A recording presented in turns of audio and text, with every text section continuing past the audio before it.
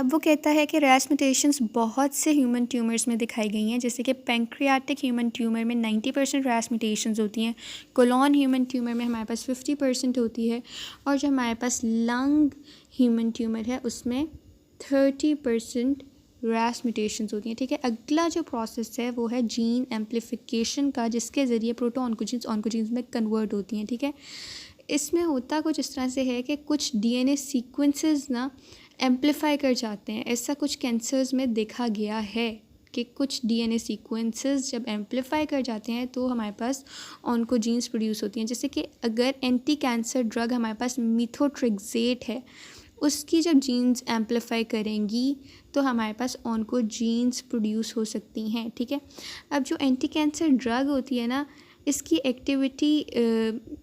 जो एक्टिविटी है ना वो प्रोपोर्शनल होती है to the activity, inversely proportional होती है to the activity of dihydrofolate reductase. अगर डाईहाइड्रोफोलेट रिडक्टेज की एक्टिविटी कम होगी, इसका मतलब है कि एंटी कैंसर ड्रग एक्टिव है।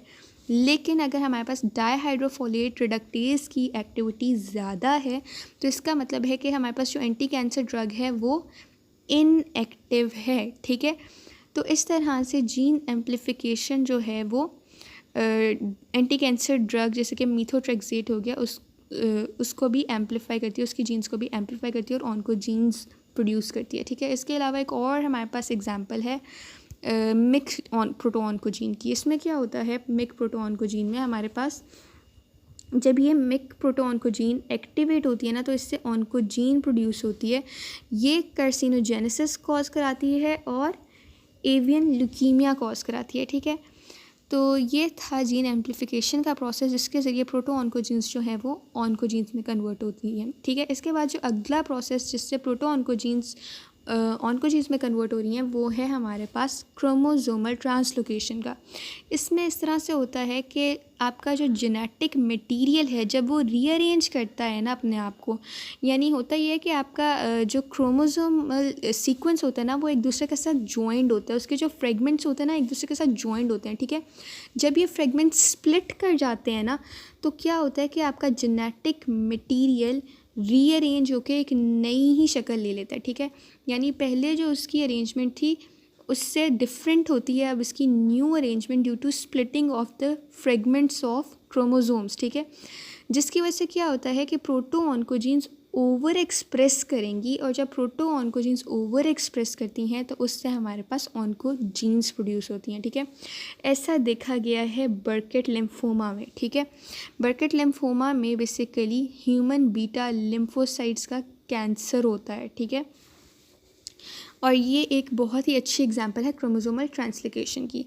आगे बहुत ही इम्पोर्टेंट और समझने वाला टॉपिक है ऑन्कोजीन्स और ट्यूमर सप्रेसर जीन्स जो हैं इनमें क्या डिफरेंस है, ये मैं आपको समझाती हूँ। ठीक है, इसमें इस तरह से है कि ऑन्कोजीन्स ना आपके क्रोमोसोम की जीन्स के पास 2 एलील्स होती हैं। ठीक है, आपका क्रोमोसोम है, ठीक है, लेट्स सपोज ये इसके ऊपर होंगी जीन्स। ठीक है, उन जीन्स के पास ना 2 एलील्स होती हैं। ऑन्कोजीन्स के केस में इनमें से एक जो है ना वो म्यूटेट करेगी, लेकिन ट्यूमर सप्रेसर जीन की केस में दोनों एलील्स में से दोनों की दोनों ही अफेक्ट करेंगी, बोथ अफेक्ट होंगी। यहाँ पे ओनली वन जो है वो म्यूटेट करेगी। ठीक है, पहला डिफरेंस। ठीक है, दूसरा ये होता है कि ऑन्कोजीन्स के केस में जो फंक्शन होता है ना सेल डिवीजन का, ठीक है, वो होता है, लेकिन ट्यूमर सप्रेसर जीन में ये फंक्शन नहीं होता। ठीक है, ये आपने याद रखना है, loss of function of cell division और यहाँ पे गेन ऑफ फंक्शन होता है ऑफ सेल डिवीजन। ठीक है, फिर हमारे पास जो अगला डिफरेंस है ऑन्कोजीन और ट्यूमर सप्रेसर जीन का वो ये है कि ऑन्कोजीन्स जो हैं वो आपको सिर्फ और सिर्फ सोमैटिक सेल्स में नज़र आती हैं। ठीक है, लेकिन ट्यूमर सप्रेसर जीन्स जो हैं वो आपको जर्म सेल्स में भी नज़र आएंगी और सोमैटिक सेल्स में भी नज़र आएंगी। ठीक है, सोमैटिक सेल्स में सिर्फ ऑन्कोजीन्स होते हैं, इसलिए यहाँ पे इनहेरिटेड हम कह सकते हैं कि ये इनहेरिटेड जीन्स नहीं है, क्योंकि ये सोमैटिक जीन जो सेल्स हैं उनमें म्यूटेशन की वजह से हमारे पास ऑन्कोजीन्स आ रही होती हैं। ठीक है, लेकिन ट्यूमर सप्रेसर जीन्स क्योंकि जर्म सेल्स से हमारे पास जर्म सेल्स की म्यूटेशन से प्रोड्यूस होती हैं, तो हम कह सकते हैं कि ये इनहेरिटेड हो सकती हैं। ठीक है, और ये इनहेरिटेड नहीं भी हो सकती क्योंकि इसमें सोमेटिक सेल्स भी इन्वॉल्व होती हैं, ठीक है। फिर जो अगला डिफरेंस है हमारे पास ऑन्कोजीन्स और ट्यूमर सप्रेसर जीन्स का, वो ये है कि ऑन्कोजीन्स में आपको कुछ टिश्यू प्रेफरेंस नज़र आएगी, ठीक है, लेकिन जो ट्यूमर सप्रेसर जीन है इसमें बहुत ही स्ट्रॉन्ग टिश्यू प्रेफरेंस होती है। लाइक अगर आपके पास आरबी ट्यूमर सप्रेसर जीन है तो उसने आपके रेटिना को ही अफेक्ट करना है, वो किसी और जगह को अफेक्ट नहीं कर सकता, ठीक है। लेकिन ऑन्कोजीन्स की केस में ऐसी स्पेसिफिक जो या स्ट्रॉन्ग आप कह सकते हो टिश्यू प्रेफरेंस नहीं होती, वो किसी भी जगह को अफेक्ट कर सकता है, ठीक है। ऑन्कोजीन्स किसी भी जगह को अफेक्ट कर सकता है, लेकिन जो ट्यूमर सप्रेसर जीन है वो उसकी स्ट्रॉन्ग टिश्यू प्रेफरेंस होती है, वो जैसे हमने देखा कि आरबी जीन है तो वो रेटिना को ही अफेक्ट करेगा, किसी और जगह को अफेक्ट नहीं करता, ठीक है। उसके बाद हम देखते हैं कुछ केमिकल कार्सिनोजेंस और वो क्या क्या कंपाउंड्स बनाते हैं। तो पहला है हमारे पास पॉलीसाइक्लिक एरोमेटिक हाइड्रोकार्बन्स, और ये बेंजो पायरीन बनाते हैं। इसके अलावा डाईमिथाइल बेंजेंथ्रीन बनाएंगे, ठीक है। जो एरोमेटिक अमाइंस हैं ये हमारे पास क्या बनाएंगे, 2-एसिटाइल अमाइनोफ्लोरीन। इसके अलावा ये मैब बनाएंगे, मैब stands for L methyl 4 amino azobenzene, ठीक है। फिर हमारे पास कुछ नाइट्रोजामाइंस होते हैं, ये हमारे पास डाईमिथाइल नाइट्रोजामाइन बनाएंगे या डाईइथाइल नाइट्रोजामाइन बनाएंगे, डाईमिथाइल ये और डाईइथाइल दोनों नाइट्रोजामाइंस बनाएंगे, ठीक है। फिर हमारे पास कुछ ड्रग्स होती हैं जो कि अल्काइलेटिंग एजेंट्स बनाएंगी, जिसमें हमारे पास साइक्लोफॉस्फेट्स हो सकती हैं या डाईइथाइल सिल्वेस्ट्रोल हो सकता है, ठीक है। इसके अलावा हमारे पास नेचुरली अकरिंग कंपाउंड्स होते हैं जो कि डिक्टिनोमाइसिन बनाते हैं या एफ्लाटॉक्सिन बी बनाएंगे, ठीक है। तो ये थे कुछ केमिकल कार्सिनोजेंस, ठीक है। हमने उनकी क्लास देखी और वो आगे से कौन कौन से कंपाउंड्स बना रहे थे। उसके बाद जो इम्पोर्टेंट चीज़ आपने करनी है कि कौन से वायरसेस हैं जो कि ह्यूमन कैंसर्स के साथ एसोसिएटेड हैं, हम वो देखेंगे, उनकी जीनोम देखेंगे और वो क्या क्या कैंसर कॉज करते हैं हम वो देखेंगे। हम उन वायरसेस को स्टडी कर रहे हैं, ठीक है। पहला वायरस है आपके पास एप्स्टीन बार वायरस, इसका जीनोम होता है डीएनए, ठीक है। और ये क्या करता है, बर्केट लिम्फोमा कॉज कराता है, नेजोफिरेंजियल कैंसर और बीटा लिम्फोमा कॉज कराता है, ठीक है। फिर हमारे पास अगला जो वायरस है वो हेपेटाइटिस बी है, ये इसका जीनोम होता है डीएनए से बना होता है और ये हेपेटोसेलुलर कार्सिनोमा कॉज कराता है। हेपेटाइटिस सी का जीनोम आरएनए से बना होता है, ठीक है। और इसमें जो कैंसर होता है वो हेपेटोसेलुलर कैंसर होता है। हेपेटाइटिस बी और सी दोनों हेपेटोसेलुलर कैंसर कॉज करा रहे हैं। फिर हमारे पास ह्यूमन हर्पीज़ वायरस टाइप 1 होता है, इसका जीनोम होता है डीएनए से बना होता है और ये कैपोजी सार्कोमा कॉज कराता है, ठीक है। फिर हमारे पास ह्यूमन पैपिलोमा वायरसेस की सर्टेन टाइप्स होती हैं जो कि डीएनए होती है उनकी जीनोम, ठीक है, और ये सर्विक्स का कैंसर कॉज कराती हैं, ठीक है। फिर हमारे पास ह्यूमन टी सेल ल्यूकीमिया जिसमें वायरस टाइप 1 है, ये आरएनए होता है इनका जीनोम और ये adult T cell leukaemia cause कराती हैं, ठीक है। तो यहाँ पे हमने देखा कि कौन से वायरसेस होती हैं और वो कौन से ह्यूमन कैंसर्स जो हैं वो कॉज कराती हैं, ठीक है। आगे हम देखेंगे कुछ इम्पॉर्टेंट ऑन्कोजीन्स और ट्यूमर सप्रेसर जीन्स, ठीक है, और उनकी क्या क्या प्रॉपर्टीज़ हैं।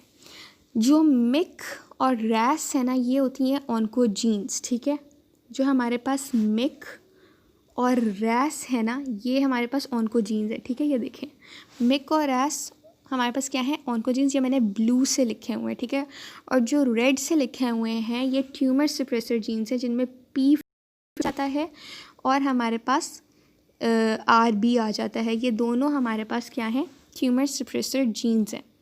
अब हम इनकी प्रॉपर्टीज़ देखते हैं।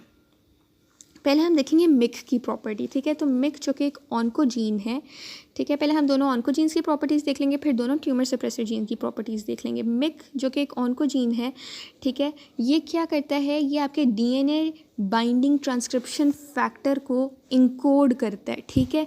जब ये डीएनए बाइंडिंग ट्रांसक्रिप्शन फैक्टर जो कि P53 होता है, इससे जब ये इंकोड करता है ना, तो बेसिकली ये क्या करता है कि ट्रांसक्रिप्शन फैक्टर को इंकोड करे तो ये ट्रांसक्रिप्शन को ही ऑल्टर करेगा, ठीक है। इसके अलावा ये क्या करता है कि ये सेल ग्रोथ में इन्वॉल्व होता है, सेल साइकिल प्रोग्रेशन में इन्वॉल्व होता है, डीएनए रेप्लिकेशन में इन्वॉल्व होता है, ठीक है। और ये वैरायटी ऑफ ट्यूमर्स जो हैं उनमें ये जो जीन है ये म्यूटेटेड नज़र आएगा आपको, ठीक है। फिर हम देखते हैं नेक्स्ट ऑन्कोजीन जो कि रैस है, ठीक है। ये जो ऑन्कोजीन है ये बिलोंग करता है to basically family of oncogenes जो कि स्मॉल जीटीपीएजेस को इंकोड करती हैं। हमने पहले भी देखा था स्मॉल जीटीपीएजेस को ये इंकोड करती हैं। शुरू में ये कहा जाता था कि ये ट्रांसफॉर्मिंग जीन्स जो हैं वो होती हैं, ये ऑन्कोजीन्स नहीं होती बल्कि ये क्या हैं, ये ट्रांसफॉर्मिंग जीन्स हैं जो कि सर्टेन म्यूरिन सार्कोमा वायरसेस हैं बेसिकली। शुरू में ये कहा जाता था, लेकिन और ये भी कहा जाता था कि ये जो म्यूरिन सार्कोमा वायरसेस हैं ये बिलोंग करती हैं टू अ फैमिली ऑफ के रैस न्यूरोब्लास्टोमा, ठीक है। के रैस फैमिली को ये बिलोंग करती हैं जो कि न्यूरोब्लास्टोमाज हैं, ठीक है। लेकिन बाद में it was clear that these ras oncogenes are not transforming genes, rather they are oncogenes, ठीक है। अब ये क्या करती हैं, ये इनकी persistent एक्टिवेशन से हमारे पास म्यूटेशन आ सकती है जिसकी वजह से डेवलपमेंट हो सकती है कैंसर की, ठीक है। अब हमारे पास जो नेक्स्ट है P53 that is tumour suppressor gene, ठीक है। ट्यूमर सप्रेसर जीन है तो ये रिस्पॉन्ड करेगा डिफरेंट सेलुलर स्ट्रेसेस को, ठीक है। ये सेलुलर जो आपके साइकिल्स हैं उनको अरेस्ट कर देगा, ठीक है। एपोप्टोसिस कराएगा, इसके अलावा ये सेनीसेंस कराएगा, यानी सेल्स जो है ना उनको डिवाइड या ग्रो नहीं करने देगा। इसके अलावा डीएनए रिपेयर कराएगा, ठीक है। और ये रेगुलेशन भी कराता है सेलुलर मेटाबॉलिज्म की। इसको हम गार्डियन ऑफ जीनोम भी कहते हैं, ये आपने याद रखना है। इसको हम क्या कहते हैं, गार्डियन ऑफ जीनोम भी कहते हैं। 50% ह्यूमन ट्यूमर्स में देखा गया है ये P53 के, ये म्यूटेटेड होता है इन 50% ह्यूमन ट्यूमर्स, ठीक है।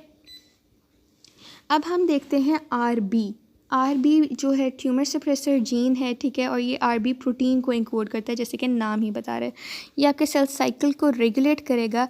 किस तरह से रेगुलेट करेगा कि ये जो E2 फैक्टर होता है ना, इलोंगेशन फैक्टर 2, उसके साथ आके ये बाइंड करेगा और आपके सेल साइकिल को रेगुलेट करेगा। इसके अलावा ये क्या करता है कि ये रिप्रेस कराता है ट्रांसक्रिप्शन को, ठीक है।